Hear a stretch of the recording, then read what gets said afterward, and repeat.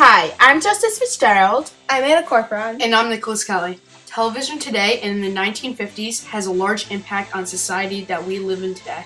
To begin, we've chosen two 9-year-old children, a boy and a girl, and asked them a few select questions involving the revolution of television and how differently it affects children in the 21st century. These interviews both compare and contrast the opinions of today's youth.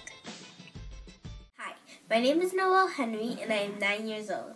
Hi, Noelle. In one word, how would you describe television today? Today, I would describe it entertaining. Entertaining. Now, are there some inappropriate things that you see on television? Yes. In some movies, there are scenes where a guy and a girl kiss, and I don't think that's appropriate for my age. How would you define inappropriate? I would describe it wrong and nasty and disgusting for my age. Okay. Now, give me 3 examples of some shows that you watch today. I watch Victorious, Jessie, and iCarly. Do your friends or your peers around the same age as you watch those shows as well? Yes. Hi, I'm Eric Kelly, and I am 9 years old. Hi, Eric. In one word, how would you describe television? Funny. Okay. Now, listen to the television shows you watch. Pair of Kings, Victorious, Kickin' It, and SpongeBob. Okay. Now, while watching these, are there any inappropriate scenes? Yes. Okay.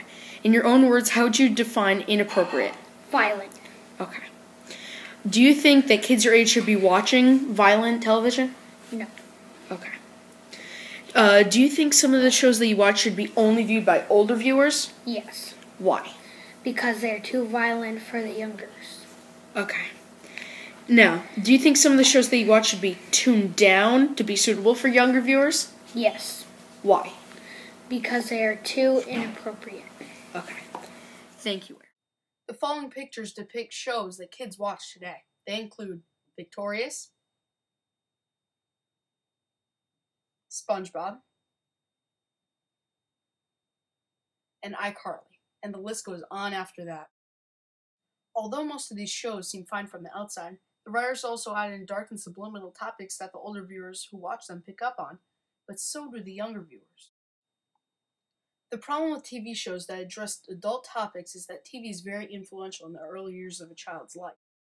Shows such as Family Guy and Jersey Shore are perfect examples of this. The use of explicit language, violence, drugs, and alcohol in these shows is insane compared to how many children actually watch them. In the 1950s, drugs and alcohol and violence were never even mentioned as a topic in any of these shows, such as I Love Lucy and Father Knows Best. These television shows showed the value of family and how they should come together as one. They showed men to respect women and people to respect other people around them. In television today, women are degraded and people are disrespected. This gives children the idea that it is okay to talk to people in any way. In the 1950s, people in television shows were treated with respect because they knew the younger children who watched them would pick up on this and hopefully act this way. This is why this is such a major turning point.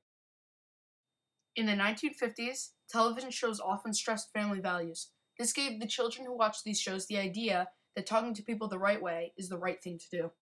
Shows such as The Cosby Show stress this topic immensely, showing how families could come together as one. Television shows today are usually scattered with dark humor and subliminal messages. Many shows, such as Shake It Up, have offensive meanings that younger children who watch these shows might not pick up. You're adorable. I could just eat you guys up. You know, if I ate. In this clip, many older people would pick up on the offensive comment hinting that eating disorders are a comical situation and something to laugh at.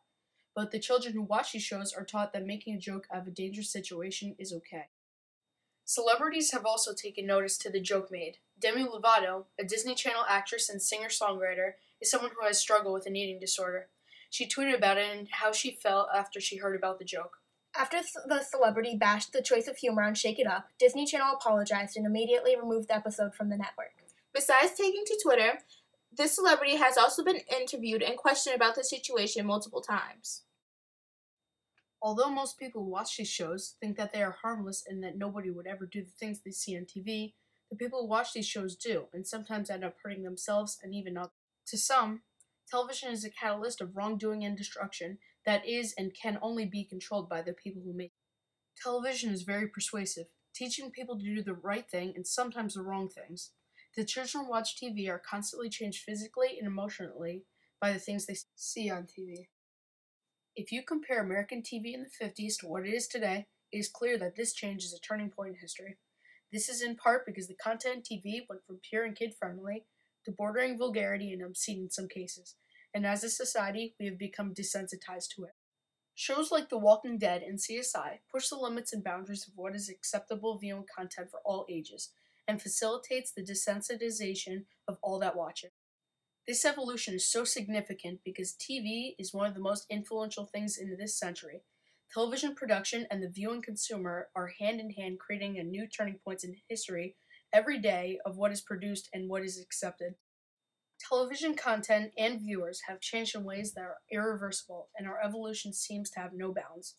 Television viewing and all we get from it, good and bad, is one of the most significant turning points in history. To get a perspective of someone who lived and watched television in the 1950s, we interviewed an elder named John Corbron. He gave us a primary source of how television was in the 1950s. John was a man whose life in the 1950s revolved mostly around television in New Orleans before becoming the news director for WPIX in New York for 25 years. Here's some of the statements he made in his interview.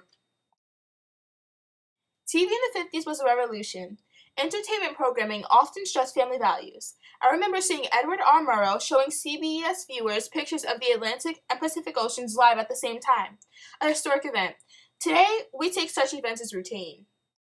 What TV does best today are news and documentaries, telling people what is going on in the world and discussing issues which are important to our democracy and way of life. Two shows of the 50s come to mind, Leave It to Beaver and Father Knows Best. These shows were highly entertaining and popular. They stressed family and human values. Andy Hardy was another popular show of the 50s and stressed family values. TV today is both better and worse than the 1950s. Better because the good TV shows are truer to life and capture the good and bad of American culture. Today, TV could be bad when it places too much stress on violence and vulgarity. Some comedies are really funny and still true to life. But little stress is placed on family values. Romance exists on TV but was never violent or obscene in any way. In his interview, he mentioned that television was more wholesome, to say the least. One of the main points I want to mention in John Corbron's interviews is TV in the 50s was a revolution. Entertainment programming often stressed family values. The following pictures are of television shows popular in the 1950s. They included I Love Lucy and Father Knows Best.